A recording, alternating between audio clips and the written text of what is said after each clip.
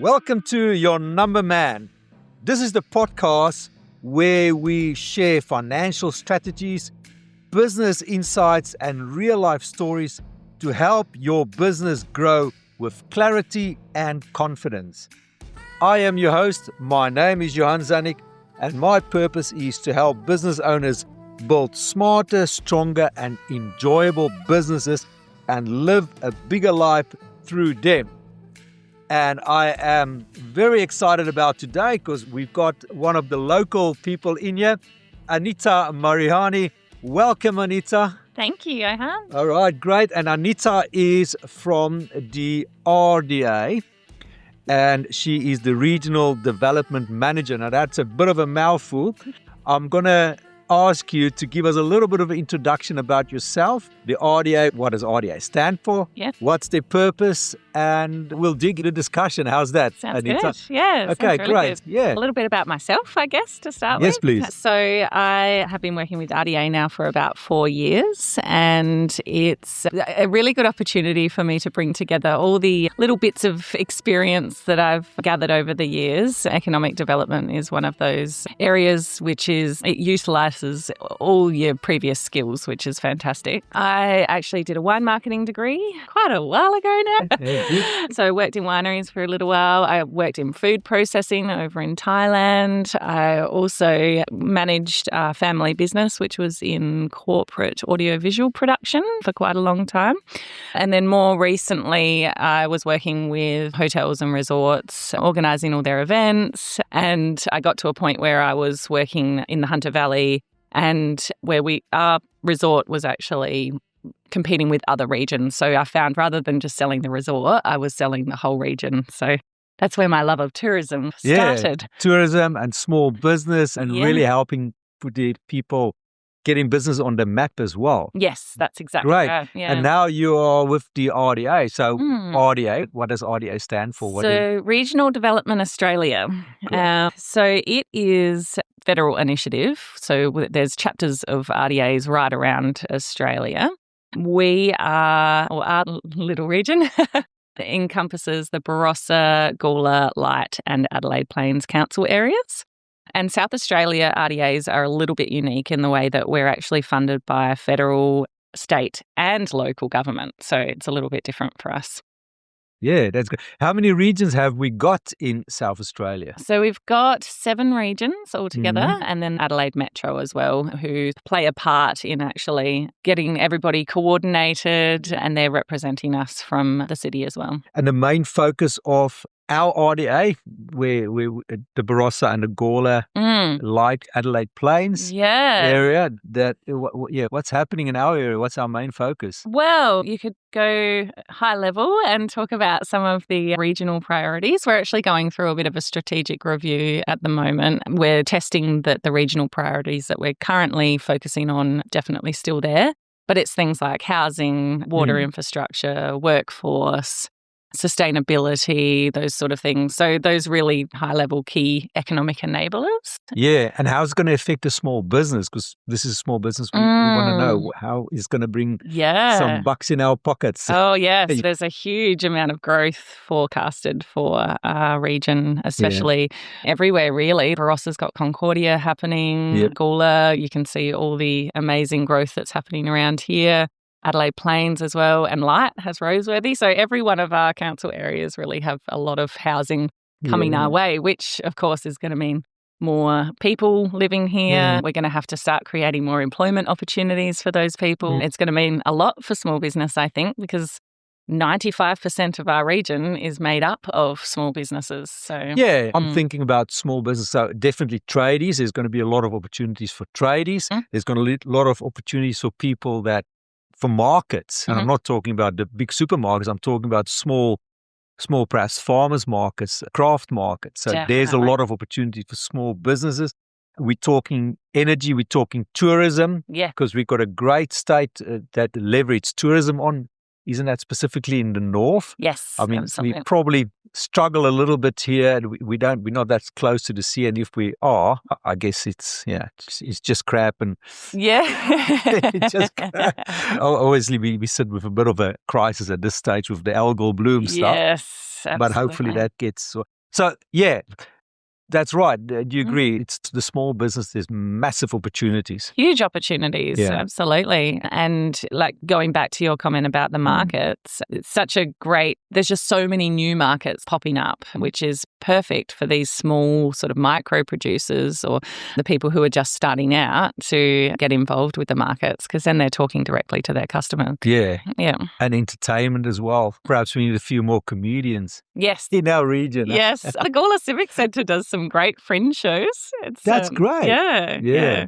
And I think the Barossa has been getting involved with the fringe. We've got the Vintage Festival. Lots of opportunities for comedians to come. That's good. I'll definitely wouldn't mind a laugh every now and again. Hey, specifically if we work with numbers the whole bloody day. Yeah.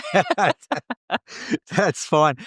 And then your job as regional development manager, how does that now link with the small business owners? How can you help small business owners?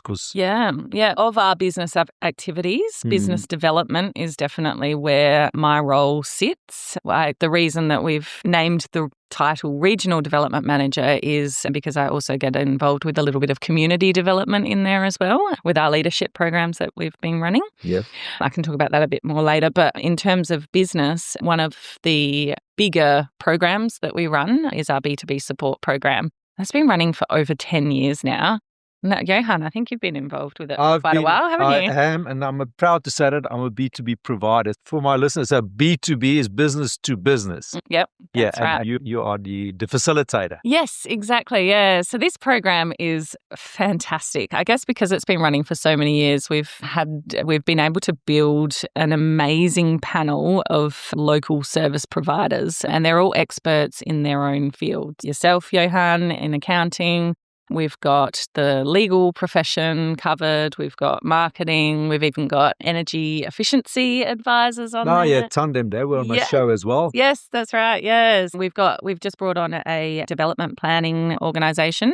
And on that, actually, we try and keep as many of those providers local, because it also is highlighting the fact that you don't have to go into the city for a lot of services. You can stay right here. And you're then talking to a business owner who understands what it's like to run a business in a region. So there's some real benefits of that. But then also there are some gaps, of course, that we can't fill in the area. So our development planning organisation, URPS, they're based in the city. It's brilliant to be able to bring them in and bring a different perspective in as well.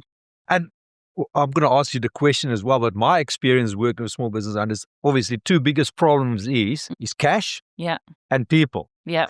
That's right. Cash is, if you don't have cash, you don't have cash. That's right. But there's ways that we can plan it, and that's all covered. I can help people really getting into their cash, and I use my brief method to do that. And I can talk a little bit later about the brief method. But the other problem is people. How can we get tradies, get good apprentices, or if you are running a tradie, how can you get other qualified tradies to come and help you build your business, for that matter? Absolutely. And restaurant staff and tourism operators. How are we dealing with that to make sure that is there outlet for small business owners to contact you guys and say, hey, I'm sitting with my hands in my hair. I can't find a bus driver for a bus tour I've got to do this weekend. How can you help? So I guess in that respect, we would probably be more on that industry advocacy side of things. So the more information that we're getting from businesses about who they're struggling to find and what challenges they're having, we can really feed that back up to the different areas of government that need to know, and then they can build their programs around that information. Of course, we're contributing, we're not creating it, but of course, the more we know from businesses on that side of things, the better. But also there's other government programs and organisations that can help directly with things like apprenticeship support. And we can link these businesses up with them. So people like the Local Jobs Program, they've got a really good coverage across our region. And they're constantly talking to employers about who they're looking for. They're talking to then the workers to find out what jobs they're looking for, and they can quite often match them up that way. So whilst we can't help straight away, we can put people in touch with the businesses who can. That's great. It's not only our area here, because obviously we want listeners throughout the state and throughout Australia, and perhaps I've got listeners overseas as well, but specifically in our state, to know that there are different RDAs as well. Yes. And there's also probably not part of the RDAs, more metropolitan. We've got the Polaris group as well. Yeah, that's right. Who I can just drop in there. They are a sponsor of the show as well. Yes. So Polaris helps people. So as the go-to place, like I struggle with exporting my product. Yep. I struggle with people. I struggle with cash. You go and the same with the RDAs as well. Yeah, absolutely. And Polaris has just been funded by the Office for Small and Family Business as well. They are around the state now, which is fantastic. Anybody can tap into what they do. Yeah, but the RDA specific as well, because the RDA is really servicing the regions. I reckon that's where the growth is for the state. It's in the regions. Yes, absolutely. Are we talking about, actually, as a matter of fact, I spoke to a few people down in Robe yesterday, Robe and Mount Gambier area. So Limestone Coast. There are a lot of interesting developments there. Yep, definitely. And lots of changes going on. Yeah, that's great. Yeah. Would you like to share a few of the successes you had with our listeners, please? Yeah, absolutely. So I guess a lot of the time people come to us for, marketing assistance is one of those areas that is quite an obvious spot to decide that's where you need help, basically. When it's about finding new customers, that's the obvious next step is to work on your marketing. So we've had quite a few people come through to us to say, I need more customers. What do I do? Which is fantastic because it's something that they've identified they need, right? But then we like to get a little bit deeper down into why they need more customers and whether they've looked at different areas of their business, their efficiencies, their budgeting, their cash flow, all of those sorts of things. So it's a really good way for us to do a little bit of a get back to basics with each of the businesses. And out of that, we quite often discover different areas that we can help them with as well as just marketing, which is always, of course, something that we do help them with, but then we get a little bit deeper. So with this B2B program, you can see up to 3 providers a year, which is actually fantastic because you can do a lot. You get 2 to 3 hours of time with them for just $55 a provider, which does sound too good to be true, I know. Yes. But I'll explain to you. Okay. Because we're funded by government, we have the ability to subsidise that for the businesses. But also the providers are really generous with their time as well. So with your time. A lot of the providers are on board to give back to the business community. And it's like that pay it forward. They've had help in the past, so they want to. That's right. Yeah. And we want to see the business grow as well. The whole idea is I'm happy to help customers through the growing stage. And I know if they're big, obviously we've got bigger fish to fry. Yeah, and right. Rising tides. Yes. Yep, all that. So it's a good, I don't know if it's the right word, incubator system. Yes, it is. Definitely. Yeah. For small business. That's right. Yeah. So we had actually a tour company come to us a little while ago, and she was just really wanting to get a little bit deeper into understanding how those back-end business operations work and how she could potentially focus on a few more areas that are profitable versus chasing after the things that potentially are just the everyday. So we put her in touch with one of our business coaches, and they have put together a whole plan of what her next 5, 10, 15 years is going to look like. But just by talking about what is the blue sky, what is where you really want to be, and then stepping it back from there and putting it into some really actionable steps. And she's just brought on 2 new cars into her fleet. She's doing amazingly well. Demand is high. Her brand is out there. So it's, that's a real success story that we've had recently. That's great. Any number success there? People trying to get understanding their costing and their pricing a bit more. Absolutely. Yeah. So there was a winery that we were working with. Johan, you worked with them, didn't you? Oh, yeah. yes, So, I remember. Yeah. So you worked with them on a project that they were wanting to get off the ground. And so, again, it's that blue sky working your way back. What's that financial modelling looking like? Yeah. And helping them to check on the feasibility and make sure that they're actually going to make money at the end of the day and how to make money at the end of the day. Yeah. Is that feasibility or viability is very important, or they are very important in a business. That's right. And then I always say you can scale any business really if you're smart. Yes. Yeah, it all depends on how you market. If you really, and that's where your marketing, and we sing from the same hymn book, I reckon, because I also originally studied marketing. Yeah. Is find your niche market, find your competitive edge, as we talk in marketing points, isn't it? Make sure you got viability in your product. Yes, absolutely. And then also very important, and some people look at me a little bit funny when I say you got to marry your numbers and marketing together. Yes. Because at the end of the day, we are part of a bigger engine, but it's got to. And I know a lot of bigger companies don't want to let the accountants talk to the marketers. Yes. Because they think, the accountant's always just going to throw a spanner in the works. Yes. They go together. It's definitely go together. You meant talking about the blue sky. Yes, that's exactly right. Yeah. What is your money story and how are you going to bring people along to get to that? Exactly. Exactly. That's correct.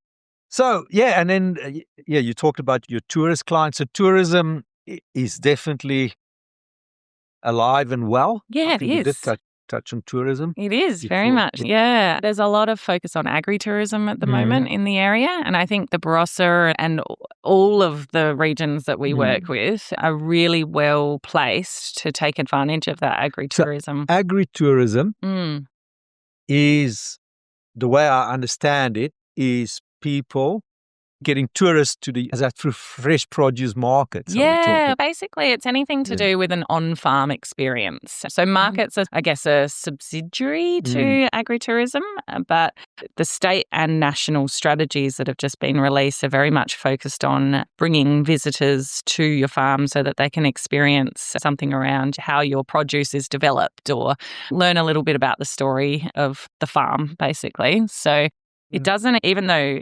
cellar doors and winery sort of tourism are part of that agri-tourism sphere, it is actually completely separating wine tourism out, only because that's a thriving industry already. Yeah. So it's now focusing on the other farm experiences, things like going out and picking your own flowers, or you could go experience alpacas, or or there's a farm out near Kapunda who we've been working with. Adelaide.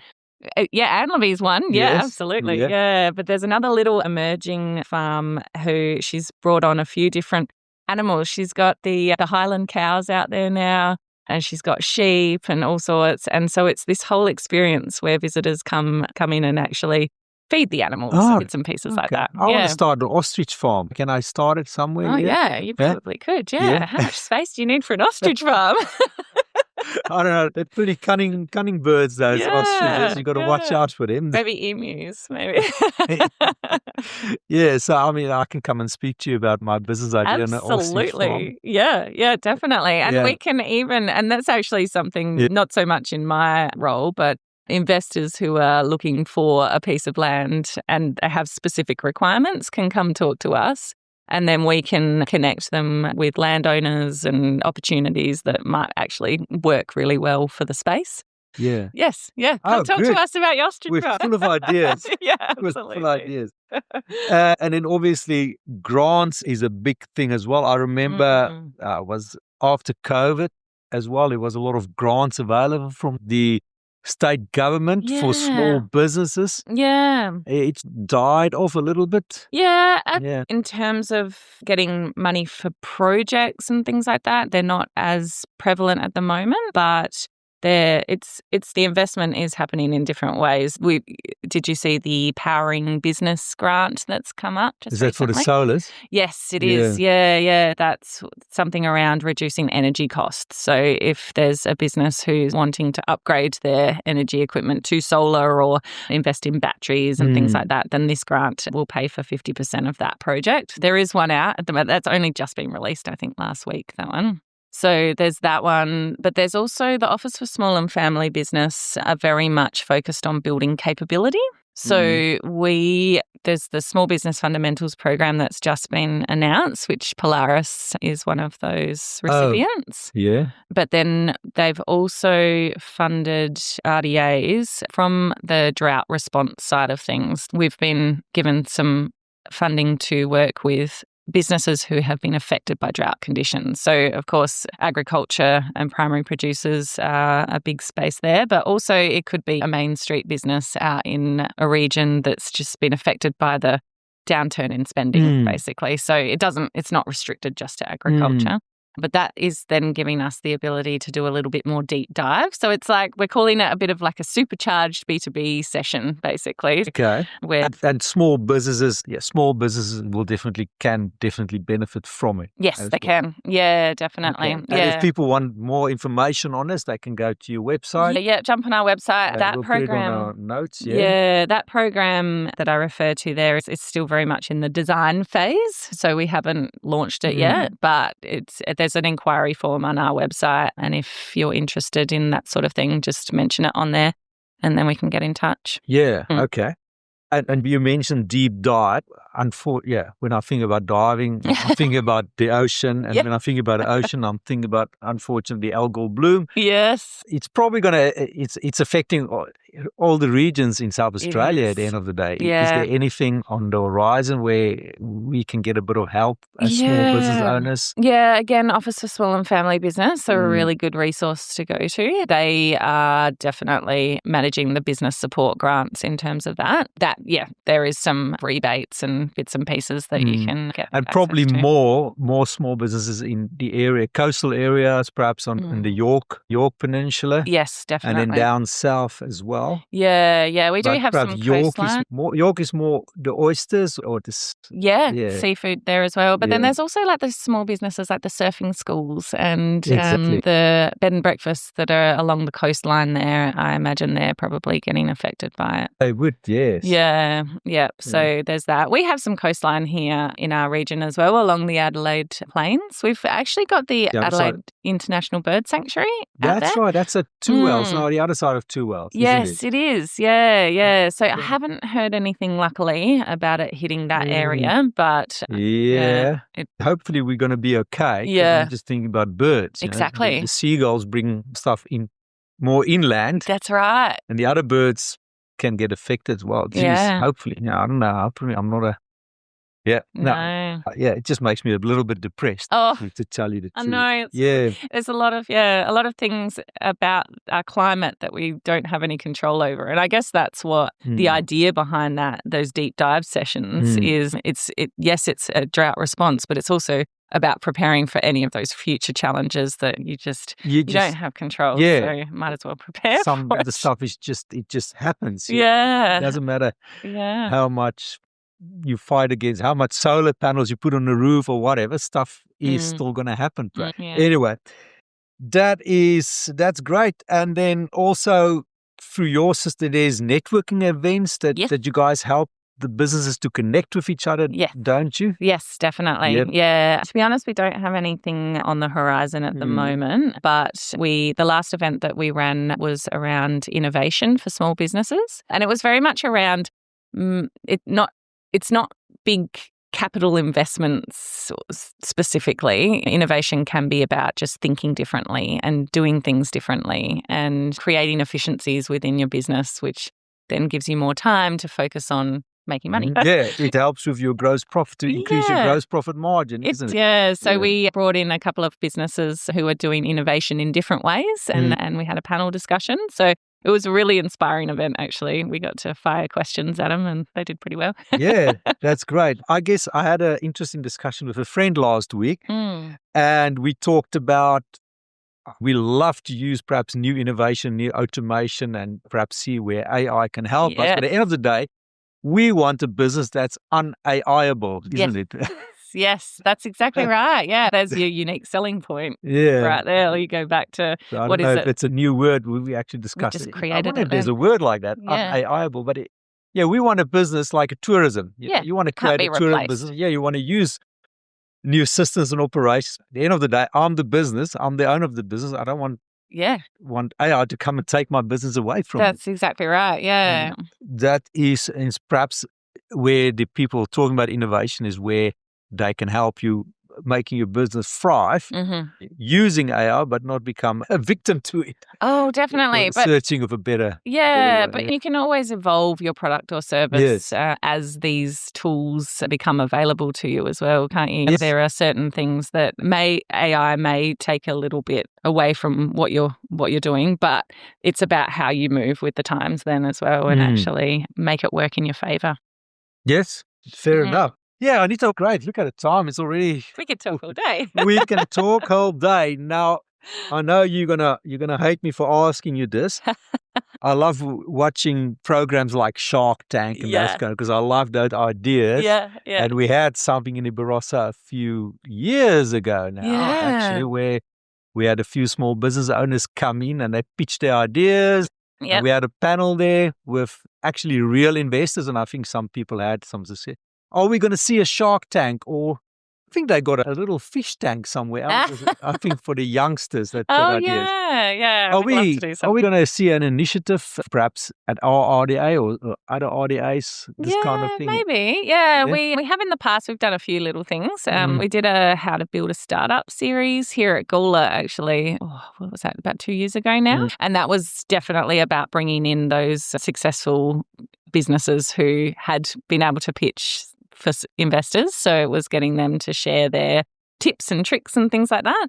There's also an organisation called Cedar Valley Startups with Wendy Perry, and she does a lot of that sort of thing as well, actually. So we've been chatting to her about bringing in some of her amazing events. She's running the coast to coast thingy, isn't she? So yeah, Cedar Valley Startups. I think it's around just helping self-employment and she can also help you to get access to the self-employment allowance and things like that. She offers business mentoring and helps you build a business plan and things like that as well. So there's a lot of different organisations out there who are really just out there to help businesses. So it's about making sure that we bring everybody together and get everybody doing what they do best, basically. Now, great. I guess we got to start wrapping it up. Like you said, we can keep on talking all that, and we can keep on after we finish the recording as well.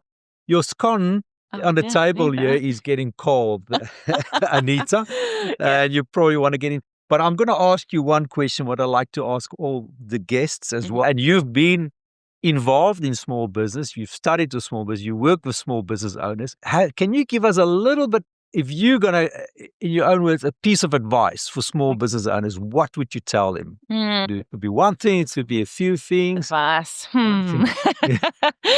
I would probably say it's never a waste of time, or it's never too late to just go back to the fundamentals and actually look at why you started the business in the first place, what you actually set out to achieve in the first place, and make sure that you're really on that same track that you wanted to right from the beginning. And if it's different, then that's fine too, but also then allowing space and time to reevaluate those plans, basically. So I think, just planning and knowing what path you want to be walking down at all times is really important. And to measure, and we'll work out a way to measure how you're achieving those plans. Okay, good. I like the word measure. If you can't measure it, you can't manage it. Hey? That's right. According to Peter Drucker, the grandfather of business management. You hear me talking about all academic stuff now here.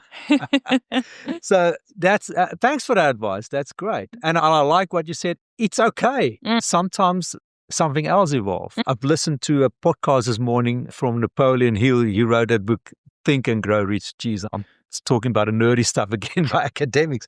But he also talked about how how this person, I think his name was Mr. Darby or something, he was digging for gold somewhere in Colorado in America. And he then found some sort of reef, and he bought a lot of equipment, and he got some of his brothers and cousins, everybody, and they dig for gold. And then just about when they were about to pay off all the equipment, it dried up. There was no more gold. And then they sold all the equipment to somebody else, to a scrap metal person. And they went off doing their own thing. And this scrap metal guy then went to go and employ an engineer, and a mining engineer. And this engineer came back and said, there's unfortunately, there's one fundamental thing that Mr. Darby didn't understand, and it's all about fault lines. Mm. There was a fault, the gold stopped, but he actually stopped digging 3 feet before discovering an even bigger gold reef, actually, or a gold line, whatever. And that's how it worked. And Mr. Darby actually went on selling insurance, became one of the best insurance salesmen in America. But it's like you say, geez, I'm diverting. It's okay if your plans hasn't always worked out. Yeah. It's okay. We've learned from it, and it gives us the opportunity to look for other stuff. And when there's a failure, you take it on the chin and you move on, so to speak, isn't it? Yeah, that's exactly right. And as long as you learn from it, then it's not a wasted opportunity, is it? Apologies for that. I invited you as a guest, and I'm blabbing on. No, that's good. All right. Anita, it's great to have you in the studio today. All best of luck with all the endeavors at the RDA, Regional Development Australia. And thanks for that, Anita. I really appreciate you coming in. Thanks for having me. It's been great to chat. It's great. Yeah. It's great. Okay, you can eat your scone now. I'm just going to let everybody else as well know that I do have an online course which I've put out there. It's called Financial Clarity for Business Success, and I go through the whole system of helping business owners understanding their financial statements. A lot of people don't understand their financial statements. That what does the profit and loss really tell you? Your costing, your pricing, your budgeting, your forecasting, your KPIs, capital expenditure, and then work on a business blueprint. Now, that's an online course. And the other thing that I also want to mention is I'm planning a business roadshow towards the end of September, October, November, and I want to visit all the regions, and it's about helping small business with their costing and financial clarity workshops. So if there are any of the small business owners that would be interested in 2 projects of mine, please hit me up, or you can also get in touch with your regions if you want to be involved with the roadshow or here when I'm coming to town, and you can see my lovely face and we're going to talk about it. And I can tell you, numbers can get a little bit tedious for a while, but Johan definitely makes it interesting. Yeah, that's right. We'll keep it interesting. Yeah, we'll get the numbers to fight with each other. I always enjoy make it entertaining. All right, the party's over. The party's just starting because you're going to eat your scones now, and I'm going to finish my coffee. Thanks, everybody. Thanks for tuning in. This is a wrap. This is me, Johan Czanik, signing off as your number man. Ciao.